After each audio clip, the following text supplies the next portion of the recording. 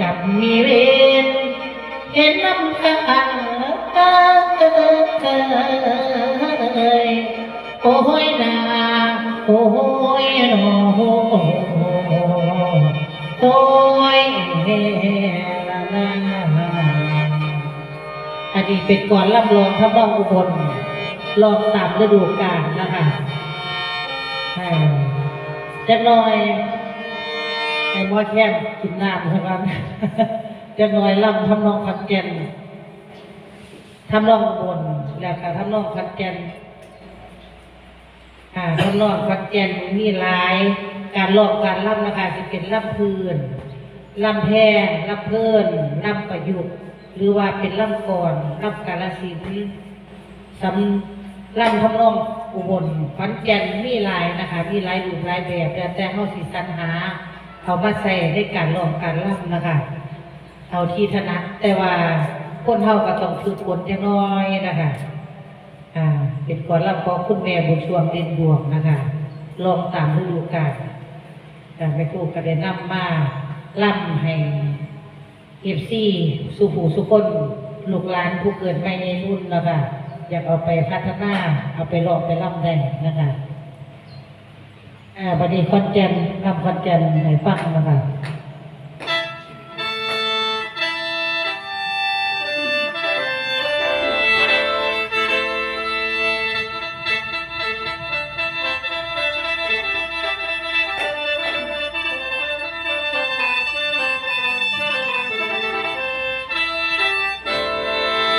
ความหวานน้ำมาถึงแล้วเสียงแซวความที่ออกเกินมาใส่จำได้บ่พ่อใหญ่ความหวานมาตั้งแต่กี่หรือแฟนเก่าเวลาลืมกว่าใจนางเยอะป่าเปื้มบ่ลืมพี่หรอกคนหลังคนเคยให้กำลังใจส่งมาให้ใส่คอน้องคนบ่สวยบ่เร่โบรูปบ่อาวาโบ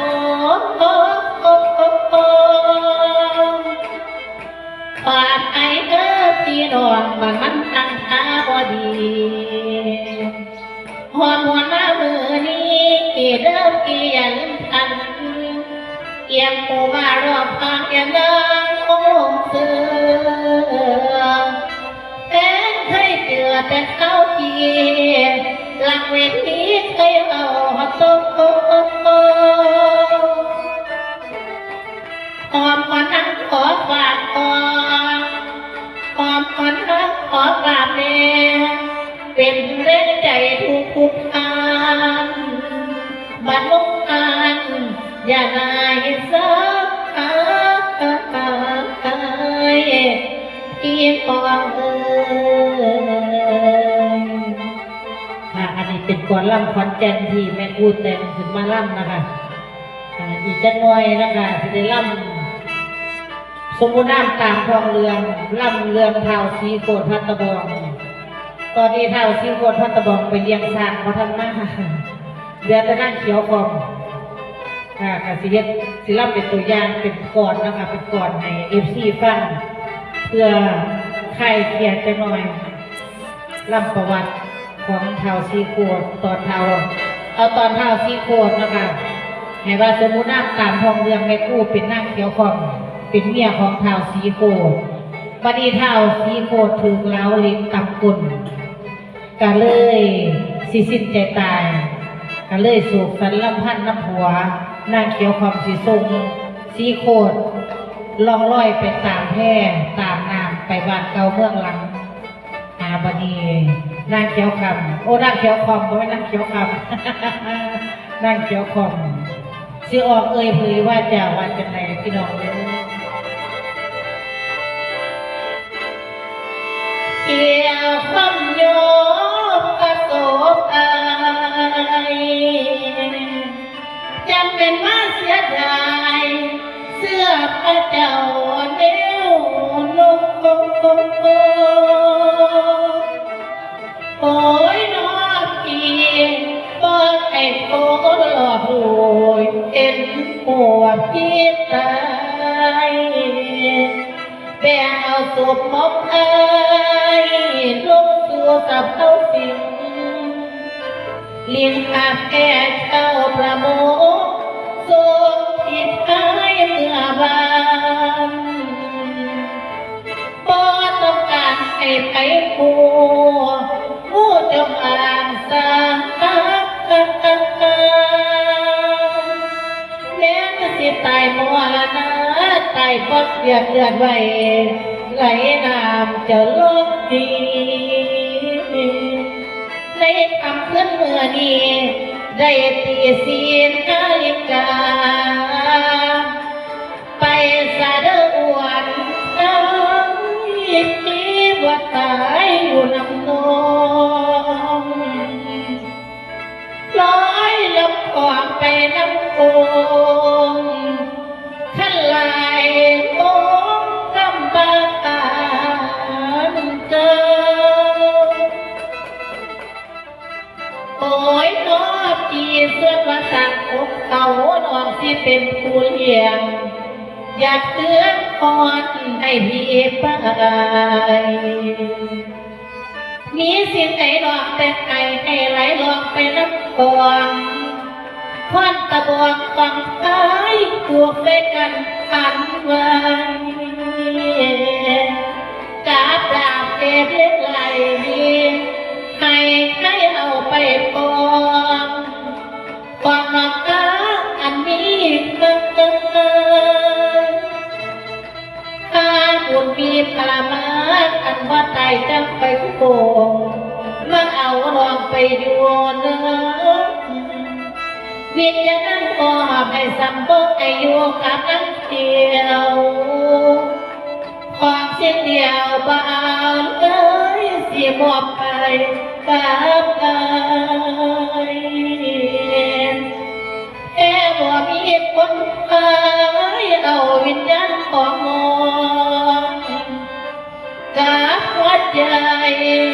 มอบให้ว่าเป็นสามีสองวิญญาณมอบไว้นี้เดิมที่จงรับเอานักสิตายพร้อมเจ้าโอ้ขันเด็กขาดยามใดให้พี่มาเอานาอย่าสืบเลื่อยเอ็ดที่ใช้ไปถึงบ้านพวกเราโจรจังโอ้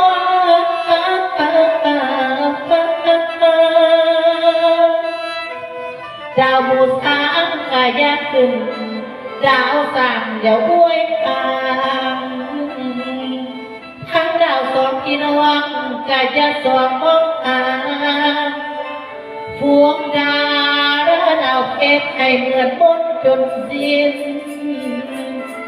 โตความเย็นความอายใช้โป่งแม่น้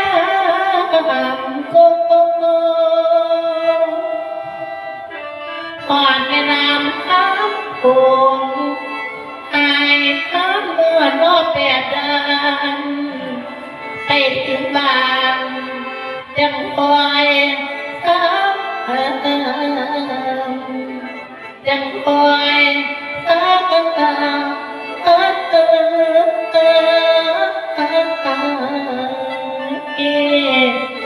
ดอกอีบันนี้น่าเสียความกระเด็นลองลอยแพร่ทางสีขวดไปกลับไปบ้านเก่าเมืองหลังถึงเราเองตำกุลเอาสรุปย่อๆเอาเป็นพ่อกระแสพ่อได้ฟังเป็นก่อนสูงนะคะสูงสารลำพันธ์ตั้งแต่สมัยนั้นนั่งเอกเก่าเอาประเดี๋ยวทางสีขวดใครอยู่ใครจะถอดสีโคตร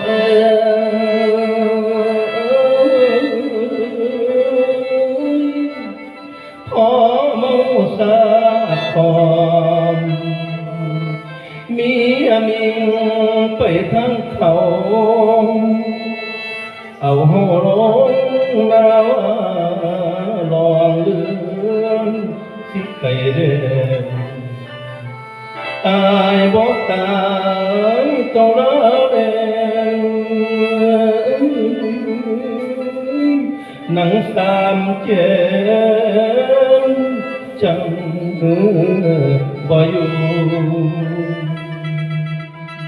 เมียเคยเป็นผู้เมียเคยเป็นผู้สังวางอายลองดังหากกันหลาย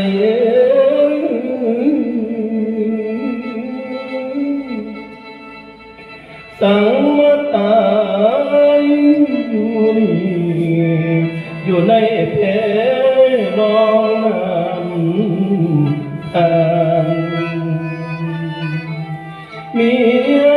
เลยวันมอมอายลอยน้ำน้ำแม่นบ่หวนนี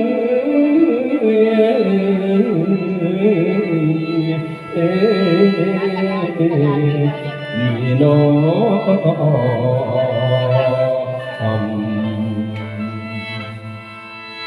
ผู้หญิงหลายใจผู้หญิงสับหลับอุตส่าห์เชื่อใจไว้วางใจเป็นยังก็เห็นก็พี่ได้จังพี่ ไอ้ซีโค ไอ้คนขาพี่ได้จังใด เขียวความไม่ได้ตั้งใจไอ้ซีโค เอาเหลามาทำพี่ได้จังไหนเฮ็ดได้จังไหนไหนบอกว่าพี่สีโค เขียวความมาลูคือกันพี่ซีโคอภัยเขียวความได้ ข้า ไหม ขอสาบขอแซงพวกเจ้าต่อไปอย่าได้มีความสุขความเจริญอย่าได้มีอย่างว่าขึ้นพวกเจ้าทำลายข้าคนที่หวังดีกับพวกเจ้าขอให้เมืองนี้จงล่มจงจมต่อไปเฮ็ดอย่างว่าขึ้นว่าเกิดข้าไปแล้วตายตามดวง ซีโค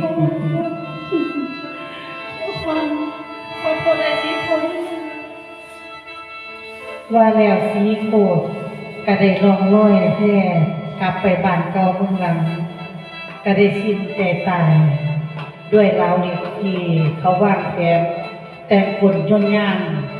เพราะว่าเท้าซีโคดเป็นคนเก่งกาจมีวิชาอาคมมีราวเหล็กมีเขาทั้งเขาบ้านนักเพราะนั้นจังสิตายได้ ผู้รู้ความลับก็คือนางเขียวคอมแล้วคำเบาคำจาของเท้าซีโคดไปเบาสู่พอสู่อายฟังบัดนี้เพิ่นก็เลยเฮ็ดราวเหล็กไว้เวลาเท้าซีโคดเขาสวมทายกับลัน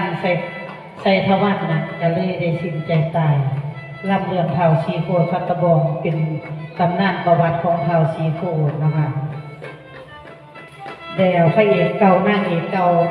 มันเราอย่าลืม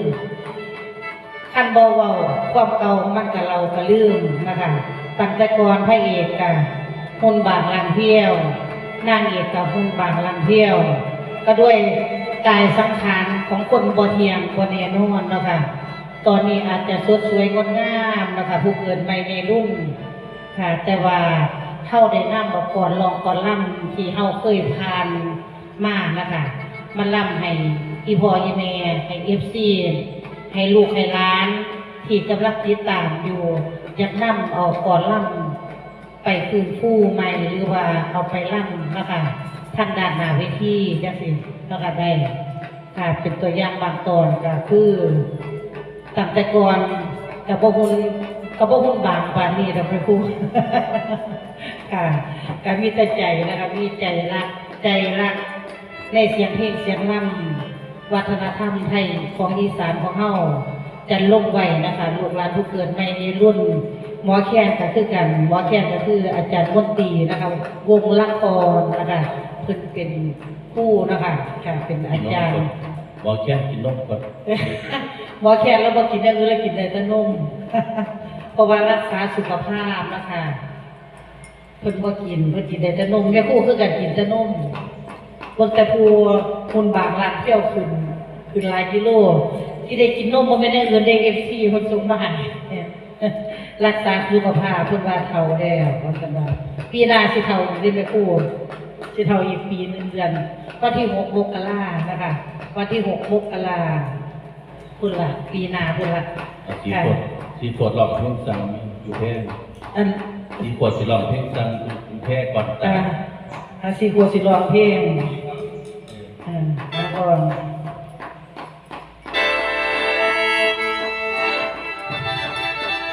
ข้าทนโศกตรมระทมมองไม่สีโคตรสิ้นลมหายใจลาไปอยู่ในโลกอื่น